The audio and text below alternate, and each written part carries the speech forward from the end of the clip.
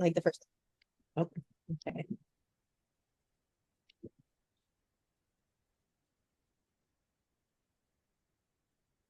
Almost time.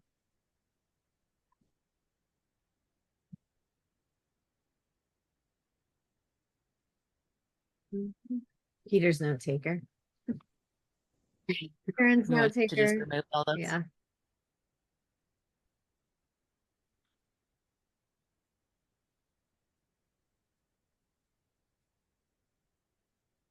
I just be today. Spoke too soon.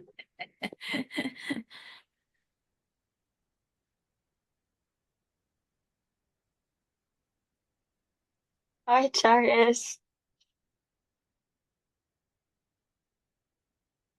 How are you? You're on mute. Oh, you're Sorry, I usually don't show up to a meeting with wet hair, but I didn't have a choice today. That's okay. You're welcome anyway your hair is. I thought I'm not going to miss it out of vanity. No, definitely not. We're gonna do something. So first we'll go over the news as we do, and then we're gonna go over something that we won't post online. It is just for whoever shows up live, and we're gonna make a custom agent that has a lot of instructions and a lot of specific outputs, and it's for a particular project that can't be shared publicly. So if you're here, you get to see what we're doing. And it will probably give you some more ideas for what you can do with your clients too. Yeah, thank you. I always feel like you meet me where I'm at. This sounds like a great plan. Good. Okay, so this week in AI news, there's so much going on all the time. Oh, that's weird. That did not share the right thing. Okay, here we go. AI in action. Well, first of all, we have our AI for agencies or AI for businesses coming up again in June. And we were going to take the summer off, but a lot of people wanted to do the AI, your business operations session.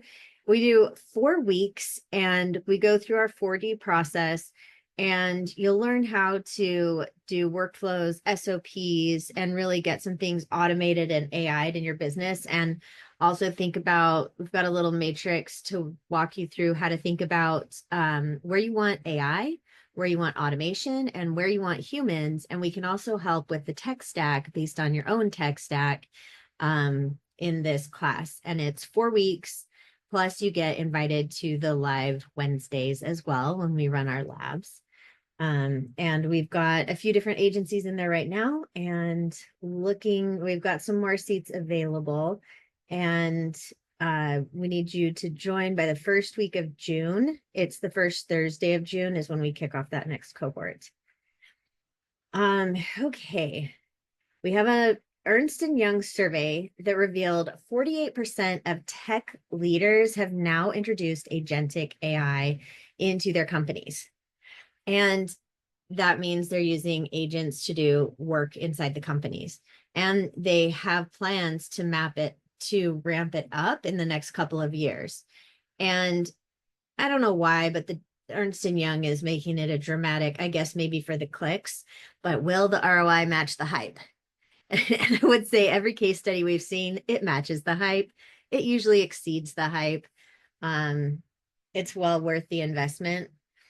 And data privacy is a top concern. And then also upskilling the existing teams so that they can keep pace and work with the tools that the tech people might want to implement.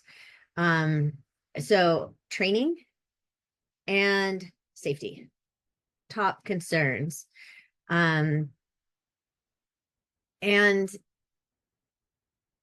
Ernst & Young says that, moving fast might not always pay off in real results. And I'd say with AI, if you move slow, somebody is going to eat your lunch right now, because that's we see it happening across so many different industries. The people who are implementing right now and saving more money, they can put more money into marketing, sales, advertising. And those who are not, they are just going to be left in the dust. There's also new opportunities with AI SEO, and it's good to know how to leverage that. We did a blog post and a lab about it a couple of weeks ago. That's up on our YouTube, but there are still some arbitrage opportunities in this little window that we have. PayPal and Perplexity teamed up for shopping in chat. And this allows your shopping experience to be better, but within the conversations that you're having, you'll be able to check out without leaving the chat window. And sort of like Shop Pay, your payment can be processed in one click, or Apple Pay or Google Pay, any of those.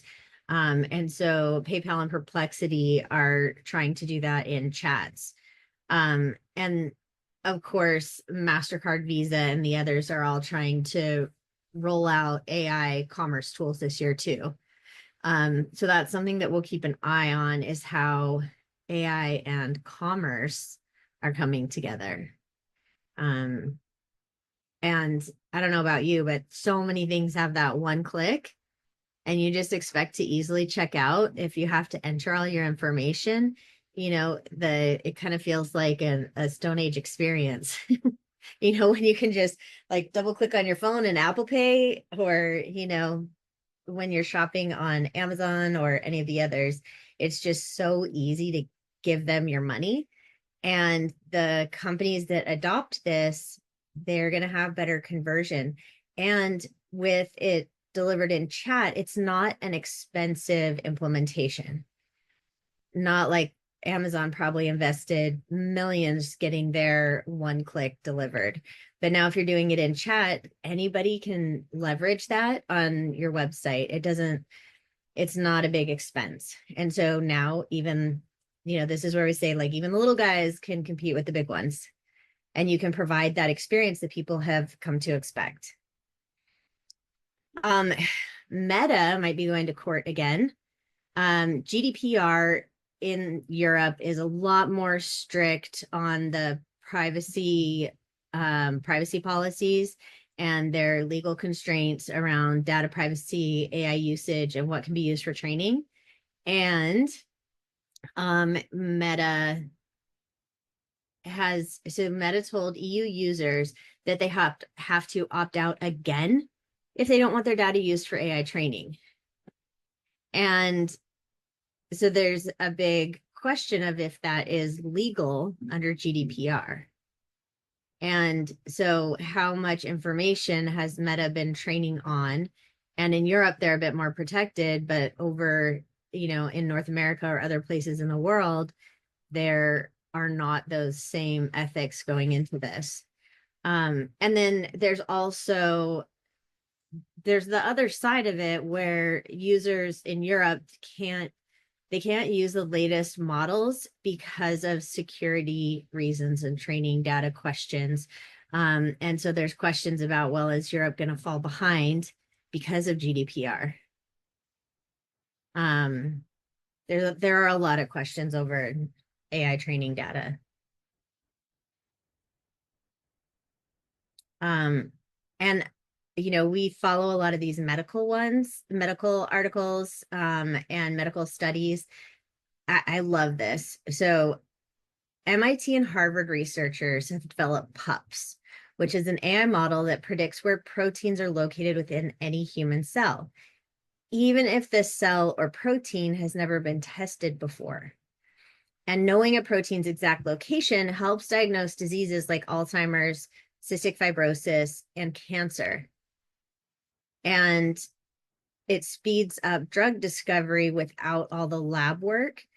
And one of the things that they're doing, that's not covered in this article, but they are sequencing the genome within cancer. And then they're sequencing the person's, excuse me.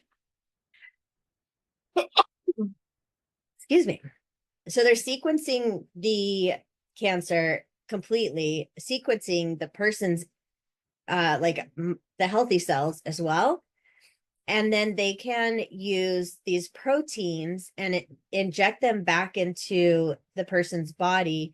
And the proteins can go in, and it's creating this, it's like giving a vaccine to yourself for the cancer that you have.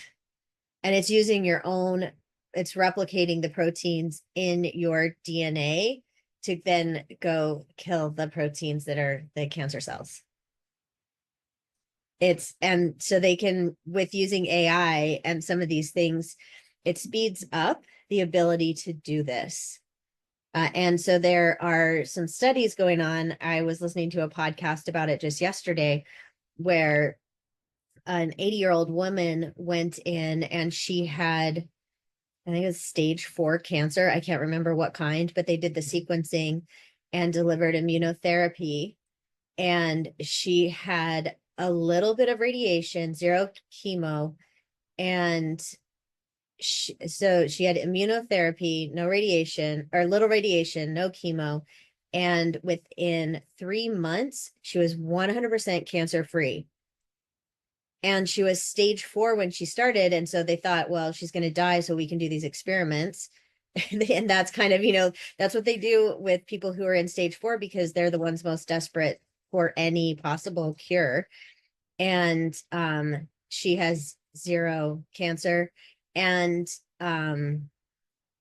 she's now, and this was a while ago, she's now 10 years out and cancer free still. And she's 91 years old now, something. I mean, That's awesome. yeah. And since she didn't have to have all those things like the radiation and not as much, like that allows her really to live her life, because yes, that stuff does kill cancer, but it kills you also. Yeah. And that's amazing. Yeah. And they did a light radiation on her so they could find where the cancer was and target those areas. So when they do the injections, they try to do it close to the locations as well. And so the doctor that was speaking in this interview, he said that he can see a future where there is an end to cancer, and like cancer is not the thing that kills people, because of how fast the evolution of this work is happening now. The protein sequencing was a really big thing, that AI and also the help of the public doing these projects together, like crowdsourcing the sequencing of proteins in the genome. It's a really big project. And anyways, like what we can do now, it just wasn't possible before. And it's pretty exciting to think about that.